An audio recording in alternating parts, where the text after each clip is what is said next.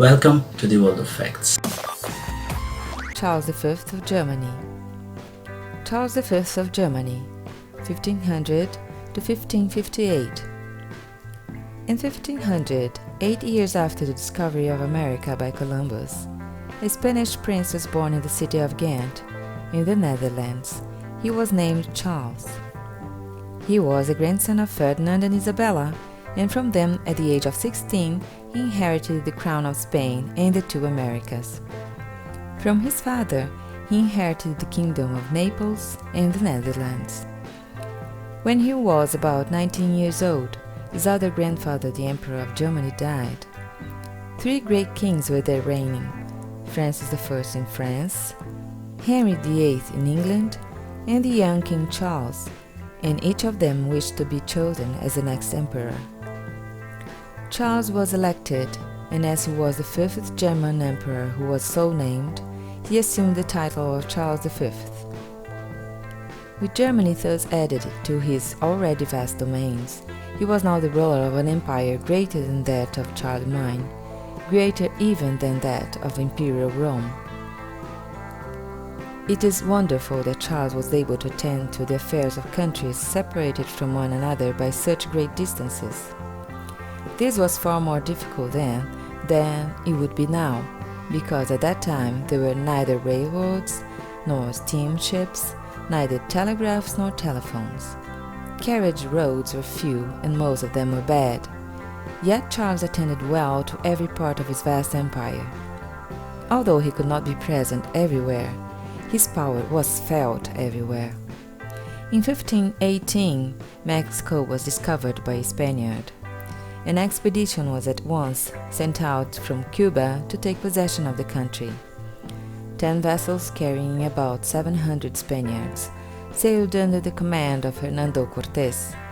The noise of the Spanish guns and cannon made the Mexicans think that the Spaniards were gods and could not be killed or even wounded. The people of Tlaxcala were enemies of Montezuma, king of Mexico, and Cortés persuaded them to join his forces. So the native and Spanish soldiers marched together to the city of Mexico.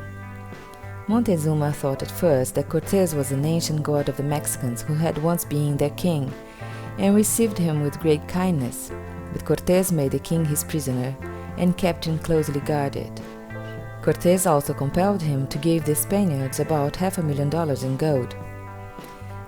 The Mexicans were very angry with Montezuma for giving up so much treasure, and some of them revolted.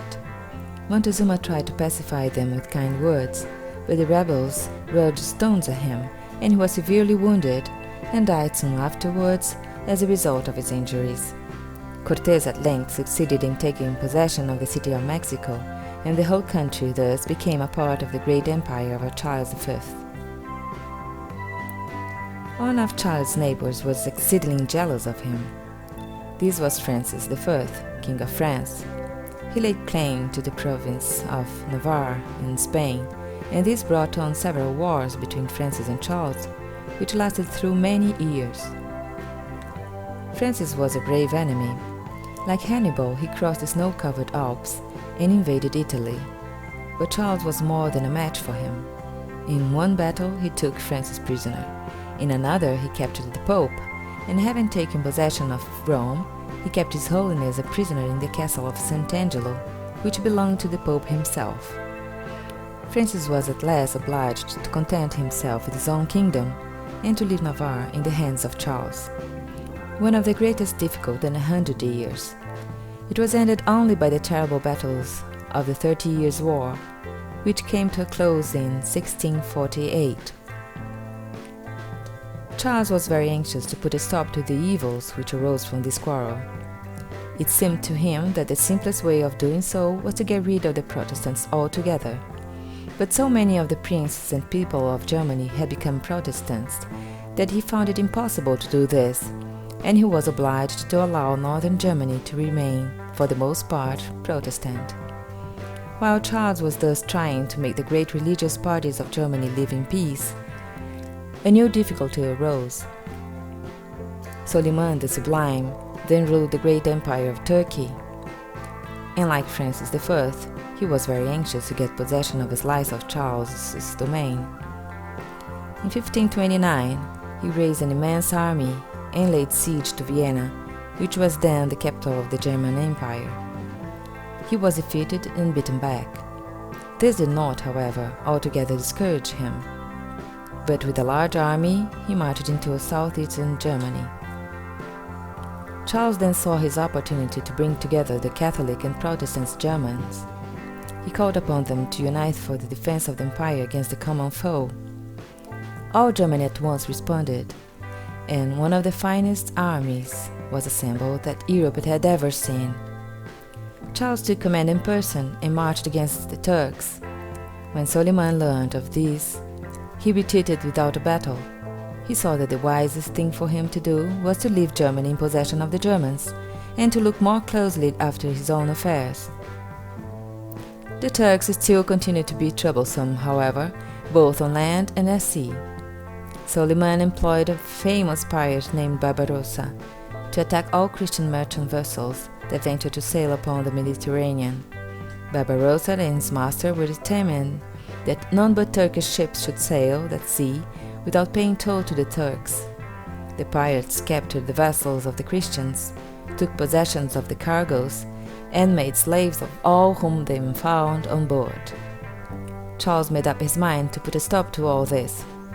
He therefore attacked Tunis, on the northern shore of Africa, which was Barbarossa's stronghold. Barbarossa was defeated, Tunis was captured, and thousands of Christian slaves were set free. This caused great rejoicing all over Europe, and Charles was regarded as a benefactor of Christian seafaring people. All these wars cost a great deal of money, and some of Charles's subjects made strong objections to paying the taxes levied upon them. The Dutch people, in particular, complained bitterly. The people of Ghent, the very town in which Charles was born, positively refused to pay. They felt very much as our ancestors did who fought in the Revolutionary War. They thought that people who paid taxes should have something to say about the way in which the taxes should be spent. Charles considered that it was not only the duty of the people to pay, but that it was his sole right to decide what should be done with the money. He therefore determined to punish the people of Ghent. He took away the charter, which gave the citizens the right to choose their own magistrates, and he appointed officers of his own choosing to manage their affairs. He also caused those persons who had advised the people not to pay to be treated as traitors and to be put to death. In an attempt to take Algiers in 1541, his fleet was wrecked, and more than half his army perished, and although this was a favorite object with Charles, the project had to be abandoned. As he grew older, Charles found that it was quite impossible to manage his vast empire just as he wished to do. The pirates of Algiers still went on robbing, and more than half of these people in Germany would be Protestants in spite of all that he could say or do. He was greatly discouraged, and in 1554 he gave the Netherlands and the Kingdom of Naples to his son Philip. He then called together the States General, or Congress of the Netherlands, at Brussels, and with his right hand resting upon a crutch, and his left upon the shoulder of the young Prince of Orange, he made a very solemn address. He said that his infirmities made it necessary for him to give up the cares of government. He then asked the States General to forgive whatever errors he had committed during his reign, and to accept Philip as his successor. The whole assembly burst into tears and sobs, and Charles himself, completely overcome, sank into a chair and wept like a child. 2 years after this, he resigned the crown of Spain, and after 2 years more, gave up his position as Emperor of Germany. He caused a palace to be built near the monastery of Yuste in Spain, and there he spent the last days of his life. The story is told that he amused himself with trying to make a number of clocks in different rooms of the palace keep the same time. Finding that he could not do this, he is said to have remarked that it was no wonder he could not make all the people in his kingdom live and act as he desired. Although extremely ambitious and overbearing, he managed to maintain a strong hold on his people, and some of the events of his career exercised a powerful influence upon the later history of Europe. During his days of retirement, he was very fond of attending the religious services of the monastery and of listening to the reports of messengers who came to tell him the news from all parts of his former domain. His strength rapidly failed, and he died in 1558. Like our video, give a thumb up, share with your friends, and subscribe to our channel. Thanks for watching. Subscribe for more.